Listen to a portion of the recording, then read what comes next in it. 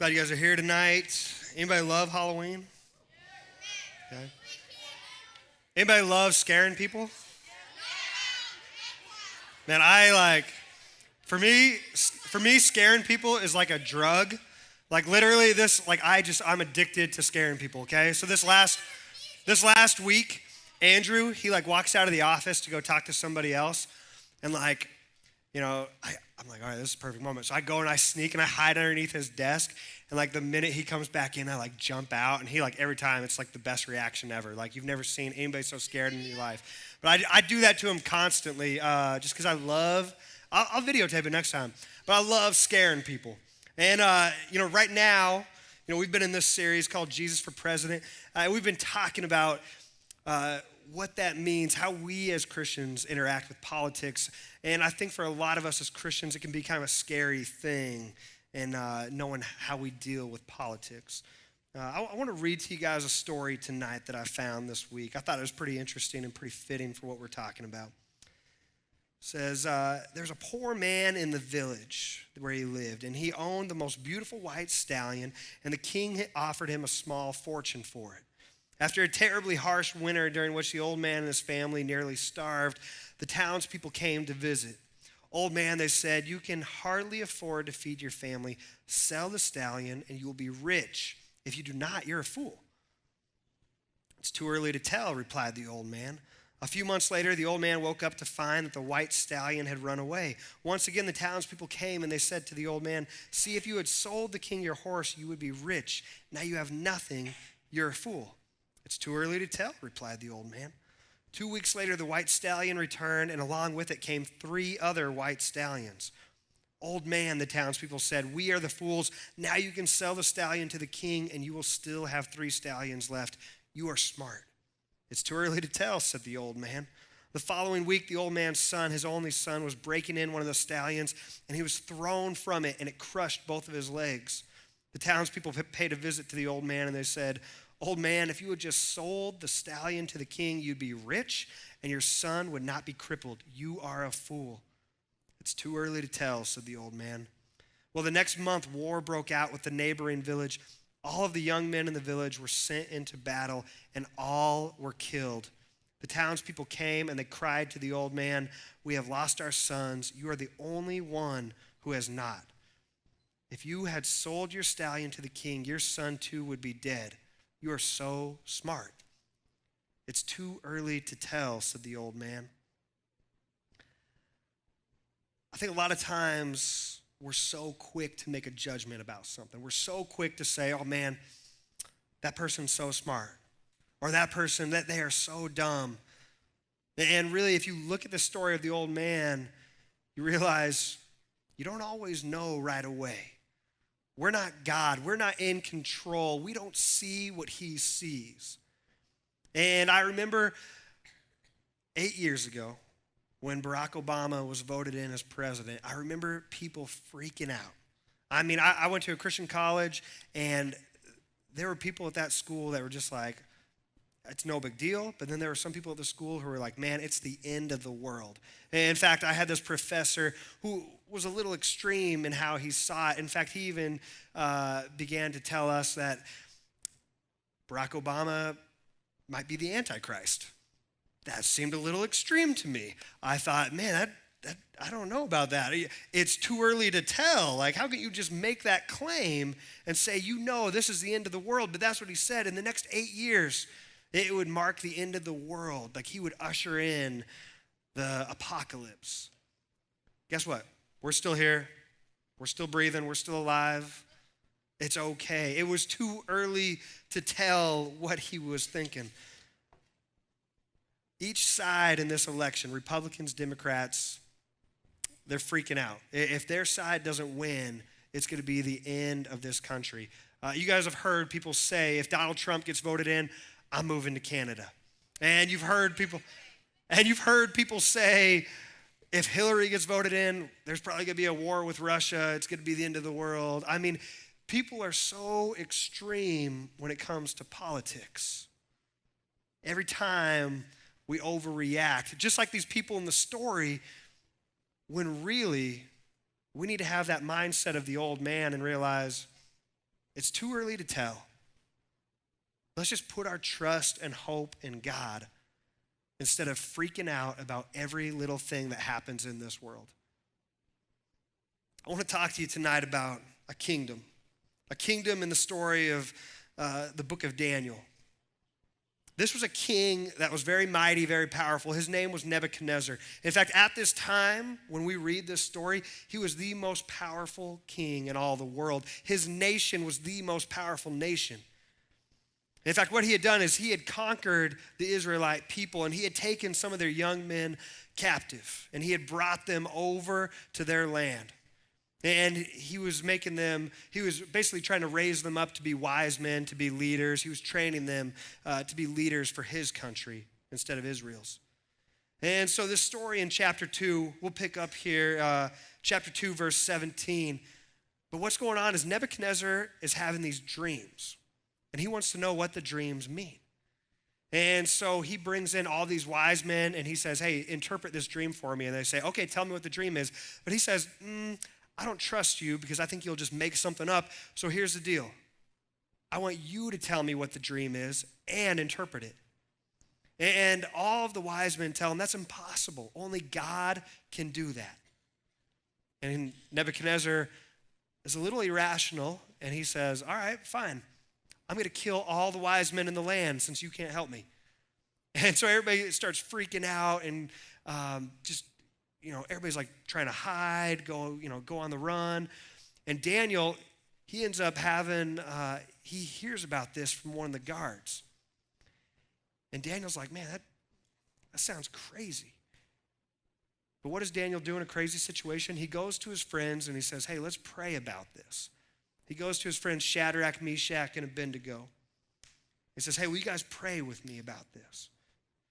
Daniel chapter 2, verse 17. Then Daniel went home and he told his friends, their Israelite names were Hananiah, Mishael, and Azariah. And he tells them what had happened. He urged them to ask the God of heaven to show them his mercy by telling them the secret, so they would not be executed along with the other wise men of Babylon. That night, the secret was revealed to Daniel in a vision. Then Daniel praised the God of heaven. He said, praise the name of God forever and ever, for he has all wisdom and power. He controls the course of world events. He removes kings and he sets up other kings. He gives wisdom to the wise and knowledge to the scholars. He reveals deep and mysterious things and knows what lies hidden in darkness. Though he is surrounded by light, I thank and praise you, God of my ancestors, for you have given me wisdom and strength. You have told me what we asked of you and revealed to us what the king demanded. So he finds out the king's dream, and he goes to the king and he says, King, I know what your dream is, and I know how to interpret it. And he says, all right, tell me. And he says, all right, you've been dreaming about this mighty statue of a man. And each layer is made of a different metal. The top layer is made of gold, the head, and that represents you. The next is made of bronze, and the next is made of steel. And then the next is made of, the feet and legs are made of clay and iron. And each layer made of a different metal represents a different kingdom that will rise up after you. You're the first one, the gold head. You're the mightiest kingdom. And lesser kingdoms will rise up after you. Then I want you to read what he says here. Verse 31 in chapter 2.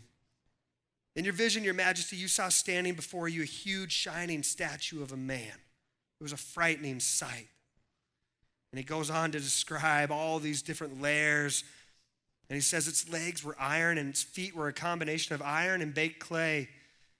As you watched, a rock was cut from a mountain, but not by human hands. It struck the feet of iron and clay, smashing them to bits. The whole statue was crushed into small pieces of iron, clay, bronze, silver, and gold. Then the wind blew them away without a trace, like chaff on a threshing floor. But the rock that knocked the statue down became a great mountain that covered the whole earth. That was the dream. Now we will tell the king what it means. And he goes on to tell him here in verse 44. During the reigns of those kings, the God of heaven will set up a kingdom that will never be destroyed or conquered. That's the rock. He will crush all these kingdoms into nothingness, and it will stand forever. That is the meaning of the rock cut from the mountain, though not by human hands, that crushed to pieces the statue of iron, bronze, clay, silver, and gold. The great God was showing the king what will happen in the future. The dream is true, and its meaning is certain. Throughout the Old Testament, there's different references to the stone or the cornerstone. And each time in the Old Testament, it's a prophecy about Jesus coming back. It's a prophecy about Jesus coming and establishing his kingdom here on earth. Kingdoms will rise and kingdoms will fall. But the stone will set up a kingdom here forever. That's what Jesus did when he came to the earth. When he came and he died on the cross for us, he set up an eternal kingdom, an invisible kingdom, an everlasting kingdom. Because if you look at history, no kingdoms ever last. The Babylonians, they're not around anymore. The Roman Empire, not so mighty any longer. And right now, it's hard for us to wrap our minds around this, but we don't know when, we don't know how, but the United States, the kingdom of our country that we praise and we worship in the arena of politics, and we think we're so powerful, we're so mighty, we're an everlasting kingdom. We're not, we're temporary. Presidents come and presidents go. The United States, it's not going to be around forever.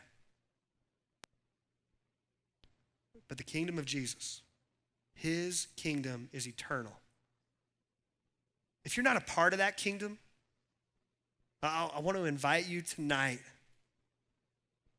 to join that kingdom. I want you to know that none of these kingdoms that the world will offer, none of them will last. But when you give your life to Christ, you become a part of the everlasting kingdom. He's the only king worth following. Every other dictator, every other king, every other queen, every other president, they don't last. But the King of Kings, his reign will last forever. Be a part of that kingdom. Give your life in baptism. Make that decision to make Jesus your king. If you want to know more about that, sometime tonight before you go home, grab one of these youth leaders around here. Come talk to me. Come talk to Andrew. We'll tell you about his kingdom. We'll tell you about what it means to submit to the one true king, to give your life to him in the waters of baptism. Because there's no greater decision you can make in this world.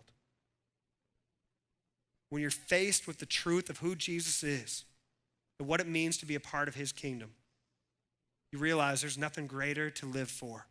Everything else is temporary, but his kingdom will reign forever. He's the stone that crushes all other kingdoms. Be a part of that kingdom.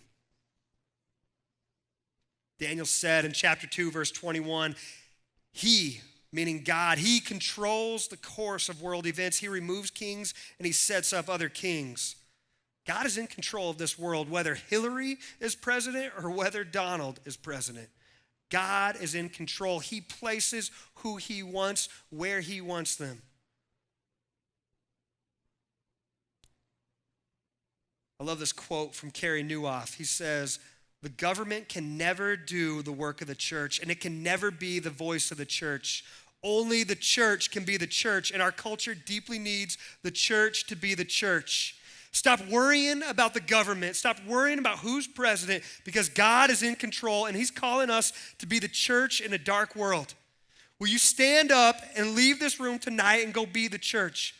Will you love somebody in your school? Will you tell them about Jesus? Will you share that love with your family and your friends and the people you know don't know him but need to know him? Go and be the church, because that's something the government can never do. That's something no president can ever do. Go out and be the church.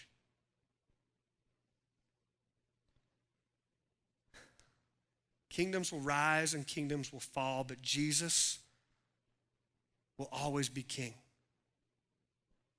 It's an everlasting kingdom, and it's worth it. Don't buy into the lies of this world. Nothing this world can offer you will ever last.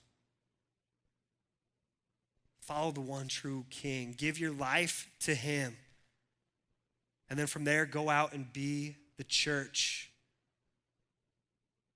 Share this everlasting kingdom with the people that need it. Let's pray. God, thank you that we get to be a part of your mission here on this earth. Thank you that you invite us to be a part of this, that you invite us in to be the church, to go and make your name known. God, I pray that in this room you would raise up kingdom workers, men and women that would go out and be the church to somebody, that would share your love with somebody this week.